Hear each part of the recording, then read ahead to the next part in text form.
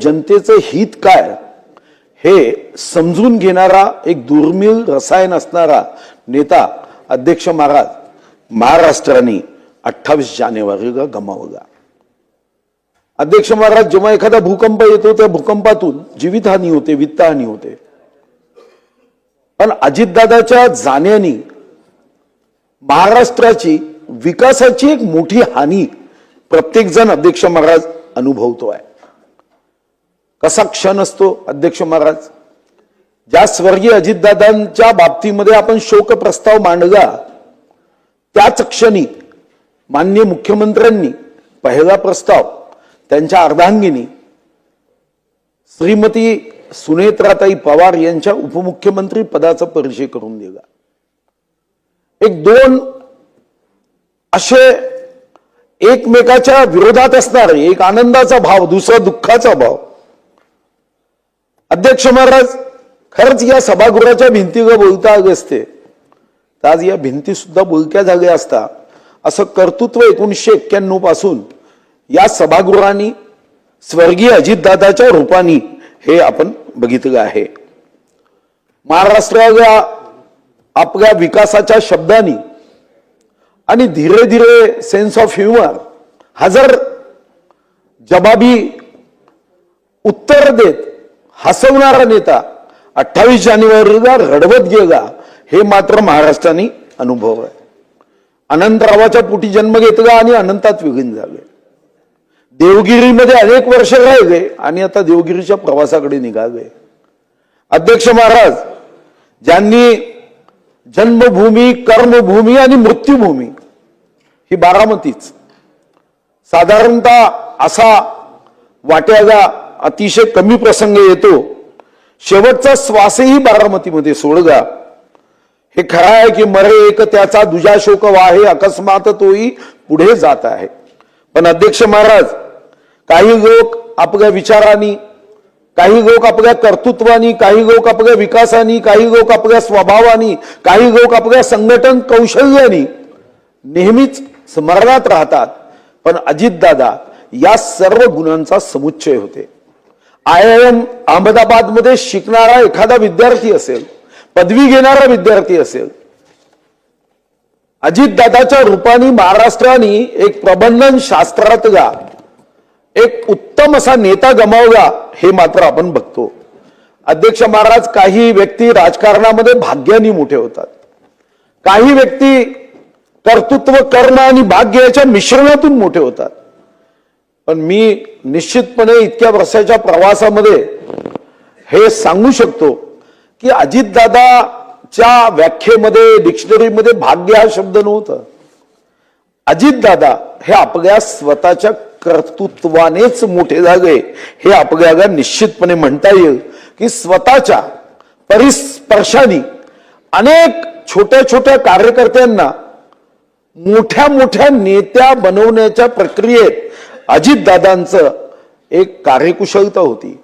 संधीचं सोनं करणारे अनेक असतात राजकारणात, पण मातीचं सोनं करून आपल्या कर्तृत्वाने त्याला सोनेरी रूप देणारे असे नेते मात्र महाराष्ट्रामध्ये अध्यक्ष महाराज कमी आहे। खरं तर कोणाचाही विश्वास बसत नाही की अजितदादा आमच्यामध्ये नाही। असं वाटतं की गेट उघडलं जाईल आणि अजितदादा पुन्हा या सभागृहात येऊन आमच्या सर्वांना विविध प्रश्नांच्या उत्तरामधून या सभागृहामध्ये योगदान देईल असं वाटतं। कारण पोटात जे आहे तेच ओठात असे राजकीय अध्यक्ष महाराज राजकारणामध्ये आता या दुर्मिळ प्रजाती होत आहे। पण अध्यक्ष महाराज मरावे परी कीर्ती रूपे उरावे ही मन अजितदादांसाठीच केली असावी असं कर्तृत्व त्यांनी बघितलं, त्यांनी इथं निर्माण केलं आणि आम्ही तुम्ही बघितलं। छोट्या छोट्या कार्यकर्त्यांची नावं मंचावरून घेणे आणि विकासाचं काम सतत स्मरणात ठेवणे, आणि म्हणूनच साधारणतः या सभागृहात अनेक आमदार निवडून येतात, पण जेव्हा आपण त्यांच्या मताची टक्केवारी बघतो किंवा त्या मताचा डिफरन्स बघतो तेव्हा आम्ही तुम्ही तेवढी एकूण मत घेत नाही, तेवढा डिफरन्स तेवढा फरक, तेवढं अंतर हे राहिलंय अध्यक्ष महाराज. 2019च्या निवडणुकीत 1,65,265 मताच्या अंतराने विजय प्राप्त करणं म्हणजे एखाद्या मतदारसंघात जनतेचा विश्वास कसा प्राप्त केला, हृदयामध्ये स्थान कसं निर्माण केलं हे आपण अध्यक्ष महाराज समजू शकतो.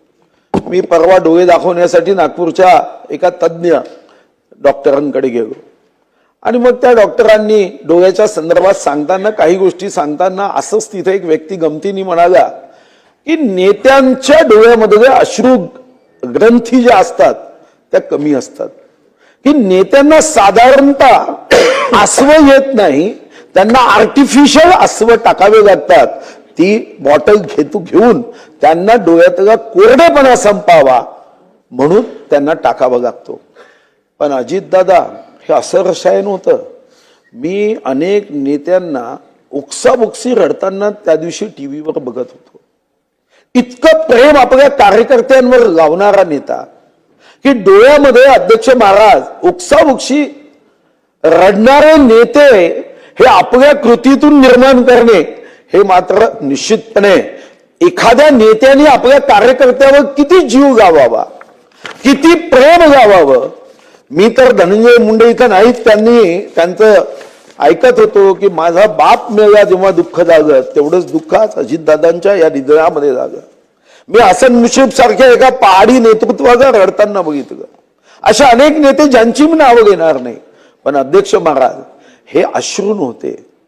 या अश्रूतून अजितदादांचं कर्तृत्व अधोरेखित होत होतं की असा नेता, जो नेता जाताना या साऱ्या कार्यकर्त्यांवर त्यांनी केलेल्या ज्या पद्धतीचं आचरण आहे, कृती आहे, प्रेम आहे, आणि असं म्हणतात की एखाद्या व्यक्तीचं मोठेपण हे समाजातून जे अश्रू वाहतात त्यातूनच खरं त्याचं मोठेपण हे अधोरेखांकित होत असतं. आणि हे आपण या निमित्ताने बघितलं.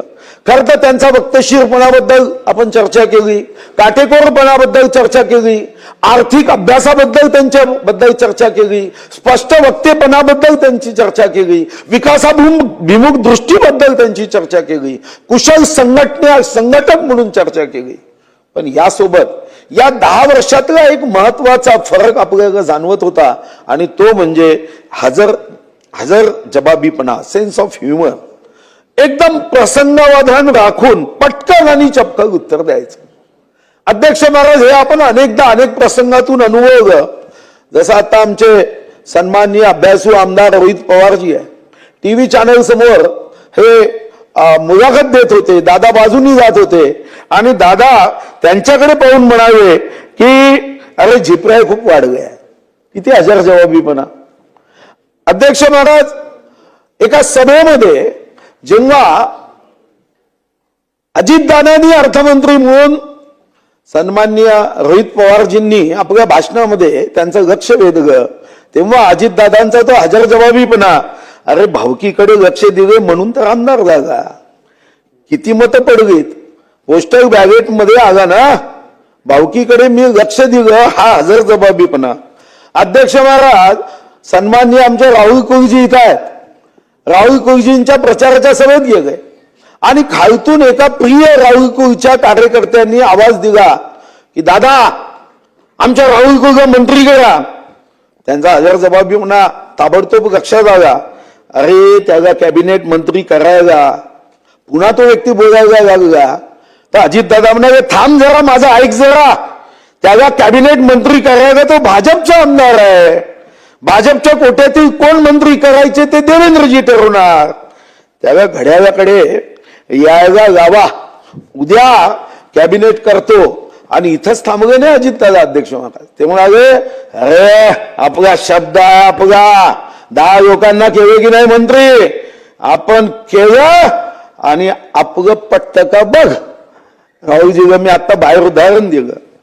आणि अध्यक्ष महाराज जेव्हा ठाकरे बंधू एकत्र येत होते तेव्हा एका पत्रकारांनी विचारलं की तुम्ही कसं बघता. ते म्हणाले खूप चांगलं बघतो. आणि पुढे ते म्हणाले की त्यांच्या घरातला प्रश्न आहे, त्यांचे स्वतंत्र विचार आहे, त्यांनी काय करावे, भावाभावांनी तू ठरवायचं का? तुझा भाऊ आणि तू 20 वर्ष वेगळे राहिले आणि एकत्र आले तर आनंद व्यक्त केला पाहिजे. या वाईट काय वाटायचं? अध्यक्ष महाराज इतका हजर जबाबीपणा हा आपण बघितला. अध्यक्ष महाराज एका कार्यक्रमामध्ये एक उपोषण सुरू होतं, त्यांचा राष्ट्रीय अध्यक्ष कोण व्हायचं.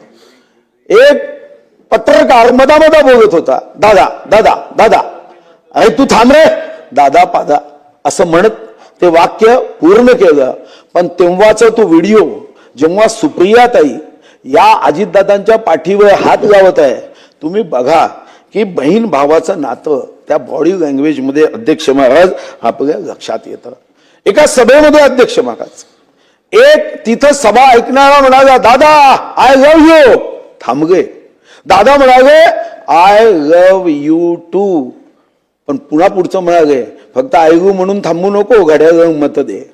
अध्यक्ष महाराज एवढी समय सुशकता आज आपण आदरांजली व्यक्त करताना, त्यांच्यासाठी चिर शांतीची प्रार्थना करत असताना मला वाटतं की आता जेव्हा या सभागृहामध्ये या सदस्यांचे विचार या शोक प्रस्तावावरचा त्यांचा भाव ऐकत असतील तर दादा सुद्धा स्वर्गातून या महाराष्ट्राकडे बघून म्हणत असतील आय लव्ह यू, आणि महाराष्ट्र आता म्हणत असेल आय लव्ह यू टू.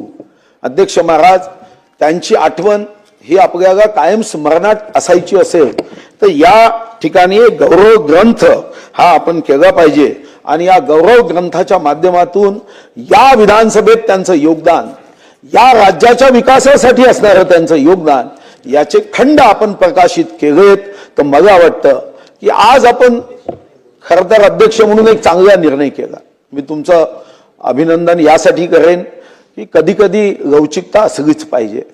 आपण निर्णय केला होता की शोकसभेत फार काही प्रस्ताव मांडल्यावर सदस्यांनी बोलू नये, पण तुम्ही मला 4 दिवसापूर्वी जेव्हा भेट झाली तेव्हा म्हणाला की आजचा दिवस हा आपण निश्चितपणे सर्व सदस्यांना बोलण्याची परवानगी आपण देणार आहोत.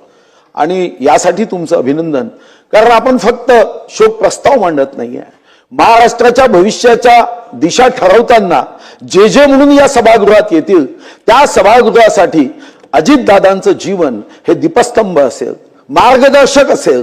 त्या सर्व सदस्यांना विकास कसा करायचा, वक्तशीरपणा कसा असावा, काटेकोरपणा कसा असावा, आपल्या कार्यकर्त्यांवर मन लावून कसं प्रेम करायचं, मातीचं सोनं कसं करायचं, ही शिकवणूक स्मरणातून आठवणीतूनच आपल्याला सर्वांना येणार आहे. मी माझ्या वतीने, माझ्या कुटुंबाच्या वतीने, माझ्या मतदारसंघाच्या वतीने, जिल्ह्याच्या वतीने या ठिकाणी ज्या ज्या सन्माननीय विधानसभा माजी सदस्यांना आपण श्रद्धांजली व्यक्त करतोय. श्री अजित अनंतराव पवार, श्री स्वरूपसिंग हिरे नाईक, डॉक्टर शालिनीताई वसंतराव पाटील, राज पुरोहितजी, गंगाधर पटनेजी, नीलकंठ फाळकजी, विश्वास नांदेकरजी व श्रीमती रूपरेखा ढोरे ताई या सर्वांना मी आदरांजली व्यक्त करतो. ईश्वराने या सर्वांच्या आत्म्याला चिरशांती द्यावी व या सर्वांच्या कुटुंबाला या दुःखातून सावरण्याची शक्ती द्यावी. यांचं स्मरण हेच या महाराष्ट्राच्या प्रगतीचं धोरण. आपल्या या माध्यमातून मी आपले शोक व्यक्त करतो.